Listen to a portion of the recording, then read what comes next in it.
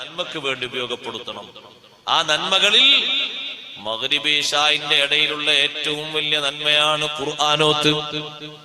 ഖുർആനോത്തിന് വേണ്ടി സമയം ചെലവഴിക്കണം. 7 സൂറത്തുകൾ എന്നും പതിവായി ഓതുന്ന ആളുകൾക്ക് വലിയ സംരക്ഷണമുണ്ട്. ദുനിയാവിലും ആഖിറത്തിലും വലിയ നേട്ടമുണ്ട്. അഷ്റഫുൽ ഖൽഖ് റസൂലുള്ളാഹി സ്വല്ലല്ലാഹു അലൈഹി വസല്ലം തങ്ങൾ പഠിപ്പിച്ചില്ലേ, സൂറത്തുർ റഹ്മാൻ ഓതുന്ന ആൾക്ക് പകലാണ് ഓതുന്നതെങ്കിൽ രാത്രി വരെ, രാത്രിയാണ് ഓതുന്നതെങ്കിൽ പകൽ വരെ 50,000 മലക്കുകൾ അവന് വേണ്ടി ഇസ്തിഗ്ഫാർ ചൊല്ലുന്നു.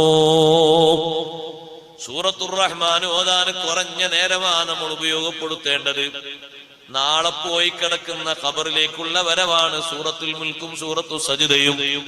രണ്ടും 30 ആയത്തുകളാണ്. രണ്ടും ഓതാതെ ഒരു ദിവസവും സയ്യിദുനാ റസൂലുള്ളാഹി സ്വല്ലല്ലാഹു അലൈഹി വസല്ലം തങ്ങൾ ഉറങ്ങിയിട്ടില്ല എന്ന് ബീവി ആയിഷ റളിയല്ലാഹു അൻഹ സാക്ഷ്യപ്പെടുത്തുന്നു. നമ്മൾ മുതലാക്കേണ്ടതാണ്. ആ സമയം അങ്ങോട്ടും ഇങ്ങോട്ടും വെറുതെ തീർക്കരുത്. വൈകുന്നേരമാകുമ്പോ സമയം കഴിഞ്ഞ് നാളെ തുടങ്ങാം. ഇന്ന് ശീലമാക്കാത്തതിലേക്ക് നാളെ നമ്മളെയുണ്ടോ വലിച്ചാ കിട്ടുന്നത്. പിന്നെ നമ്മൾ പറയും പിറ്റേന്നാകാം, പിറ്റേന്നാകാം, പിറ്റേന്നാകാം. എന്തെങ്കിലും ഒരു മുടക്കം നമുക്ക് ശരീരത്തിൽ വന്നാൽ നമ്മളതൊക്കെ ആഗ്രഹിച്ചിട്ട് പറയും, ഇപ്പത് ചെയ്താൽ മതിയായിരുന്നു, മുമ്പ് ചെയ്യാൻ സമയം കിട്ടിയിരുന്നു, പക്ഷേ ചെയ്യാത്തതുകൊണ്ട് ഇപ്പോഴാണ് ആഗ്രഹം. എപ്പോ രോഗശയ്യയിൽ കിടക്കുന്ന സമയത്ത് ഇഷ്ടം പോലെ ചെയ്യാൻ ആഗ്രഹമാണ്. അപ്പോൾ ആഗ്രഹിച്ചിട്ട് കാര്യമില്ല. ഏറ്റവും നല്ല സമയവും സംവിധാനവും അല്ലാഹു തആല തന്നപ്പോ അപ്പോഴാണ് ഇഷ്ടം പോലെ നമ്മൾ ചെയ്തു തീർക്കേണ്ടത്. അതുകൊണ്ട് ജോലി കഴിഞ്ഞിട്ട് പിന്നെ വരുന്ന സമയം, പഴയ കാലത്തൊക്കെ മഗ്രിബ് മുതൽ ഇശാ വരെ പള്ളിയിൽ തപസ്സിരിക്കുന്ന ആളുകളെ കാണാം. മഗ്രിബ് മുതൽ ഇശാ വരെ കുറഞ്ഞ ടൈമേ ഉള്ളൂ. മഗ്രിബ് നിസ്കാരം ജമാഅത്ത് കഴിഞ്ഞാൽ തന്നെ 10-20 മിനിറ്റ് കഴിയും. ആ ജമാഅത്തും ദിക്റും ദുആ കഴിഞ്ഞ് സുന്നത്തോ കഴിയുമ്പോഴത്തേക്ക് കുറച്ച് ടൈം കഴിഞ്ഞു. പിന്നെ കഷ്ടിച്ച് ഒരു മണിക്കൂർ തികയൂല, അത്രേ ഉണ്ടാവുള്ളൂ അല്ലേ? ശവാൻ കൊടുക്കാൻ കുറഞ്ഞ ടൈമിൽ ഉണ്ടാവും. ആ ഒരു സമയമെങ്കിലും ഒന്ന് പിടിച്ചിരുത്താനുള്ള കഴിവ്. നമ്മുടെ ജീവിതത്തിന്റെ ടൈം ടേബിൾ ആണ് ഈ പറയുന്നത്. മഗ്രിബ് നിസ്കാരം കഴിഞ്ഞാലുള്ള ആ ഒരു സംഗതി. ഇപ്പൊ ഞാൻ വരുന്ന സമയത്ത് ഒരു പള്ളിയിൽ കയറി, നല്ല സ്വലാത്ത് നടക്കുന്നു അവിടെ. പക്ഷെ ഉൾഭാഗം കണ്ടപ്പോ വലിയ സങ്കടമായിപ്പോയി.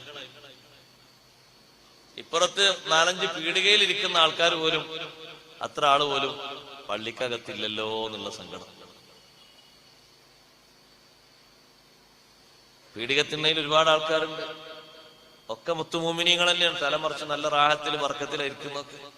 ചായ കുടിക്കാനാ ഞാൻ അവരെ കേട് പറയണമെന്നില്ല. പക്ഷെ പഴയ കാലത്തൊക്കെ നോക്ക് നിങ്ങൾ, അങ്ങനെ ഒരു സ്വഭാവം ഉണ്ടോ? ഉണ്ട്.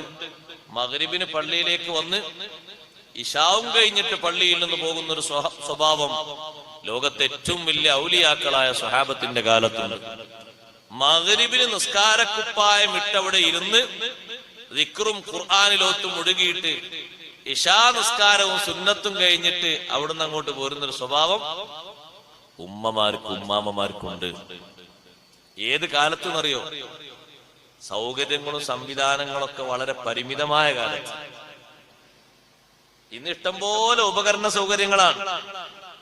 വൈകുന്നേര സമയത്ത് ഒരൊറ്റ മണിക്കൂർ 1.5 മണിക്കൂർ കൊണ്ടൊരു സഹോദരി വിചാരിക്കുകയാണെങ്കിൽ, ഒരു വീട്ടിൽ 2-3 ആൾക്കാരുണ്ടാകുമല്ലോ, ചിന്തിക്കുകയാണെങ്കിൽ ഭക്ഷ്യവസ്തുക്കളെല്ലാം റെഡിയാക്കി വെക്കാൻ കഴിയും.